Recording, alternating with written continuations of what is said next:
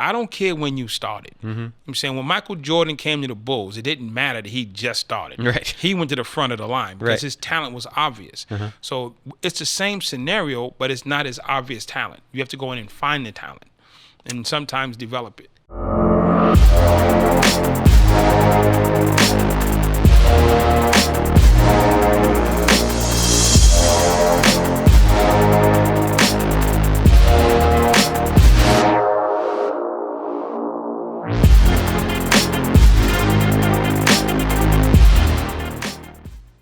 So I go back to my cell. I said, if I can't be a psychopath, why be in jail? And I started looking around. The first thing I did is I looked around. I said, well, I want to be free. Because if I can't be crazy, why be in jail? But I looked at the whites, the blacks, the Spanish, the church guys, the Muslims, the kitchen workers, the basketball players, the chess players, every group all went home and came back. So I said, free doesn't work for anybody. So I switched my goal to successful. I said, successful people don't come here. That's an important distinction. I'll become successful and I won't have to come back. And I said, I'll go to Harvard, I'll be successful, and that became my focus. And everybody around me, my friends, the gang, my mom, my dad, all thought I was crazy. How do I go from being an illiterate gang member locked in the basement, selling drugs in jail, to wanting to go to Harvard University? But I believed it. They didn't. And they all tried to talk me out of it for their own reasons. But I wouldn't shake this time. I said, no, this is something that I want to do, and I'm going to stick to it. And I kind of distanced myself from the gang. You don't really quit the gang. I distanced myself from the gang. I stopped with the day-to-day operations, and I started going to school every day. I started going to programs every day. And I spent my time doing constructive, positive things to build me and to build the person that I needed to be to get into Harvard. Because the person that I was, when I had the thought, would not be accepted. Okay. I needed to build that person. And that's what I began to do. And over the next 8 years, I built that person. That's pretty impressive. And how did you, because I know that when you have a release, so you're 1999 now and you're out, you are free, but maybe not yet successful. Correct. So there's no guarantee that you will be able to stay that way. The system is kind of built to get you back in. It's looking to trip you up. It's waiting and watching to see what you do wrong. What was the step once you got out, and what were you thinking? The first thing I had to do was understand the system that I was fighting against.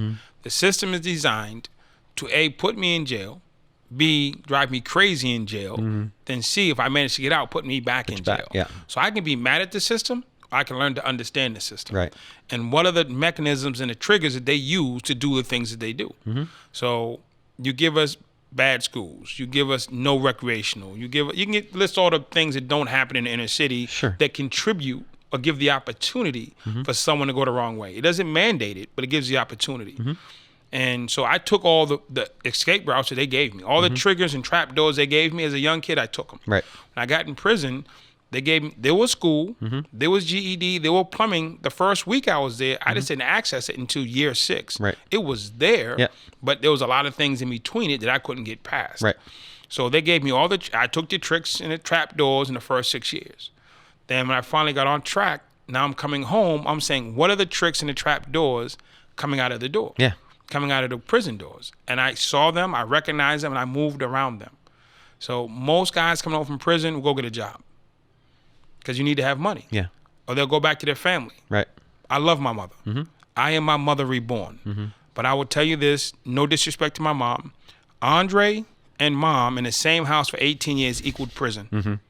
So I'm not going to do 14 years in prison and go back to the same equation and expect a different result. Right. So I went to a program that I would go visit my mother, but I wouldn't live with her. I'm not saying it was her fault, but us two together equated to prison. So I didn't want to have that same result not blame her twice. That's a pretty significant observation. So there were a few things that you said. One was the trapdoors and things like that you took them, then you saw, and they're there, and you kind of figure out a way around them. How does that translate into now when you're talking to folks about business, about their kids, about all the things that you do? What are the applications of what you learned in that to what you do now? Well, the first thing I learned in prison, I came from a world that's called get it right or die. So when I'm faced with a decision, I'm faced with an assessment, I'm faced with an interview, I'm faced with any dilemma in prison, if I don't get it right, I'm subject to die. Right. So I meet a new gang member. I want to recruit him. If this guy turns out to be weak and he doesn't hold his ground and hold his job, I'm going to get killed. If I bring somebody in and he turns out to be a government witness and a snitch, I'm going to get more time. Right. If I bring somebody in and they can't do what they say they're going to do, I don't train them to do what they say they're going to do, right. I'm subject to die. Right. So my training, my intuition, my intelligence has to be at an all-time high, because the first time I get it wrong, I'm subject to die. Yeah. So I took training people extremely serious because my life depended on it. That's awesome. Yeah, and I'm training people who are illiterate, who are drug addicts, who are emotionally disturbed, who are frustrated, who have all these issues, but I have to train them and teach them to stay focused, attentive, and responsive to what I need them to do, and consistent. When I go into businesses now, I walk into a room, there's 10, 20, 30, 40, 50 people who work for you. I need to find the weakest link. I need to find the arrogant person. I need to find a person who's not going to follow policy. I need to find a person who really believes in you. I need to follow a person who has that skill set but is not getting a chance because he might have started later than somebody else. And I look at all the people and who is the best for what.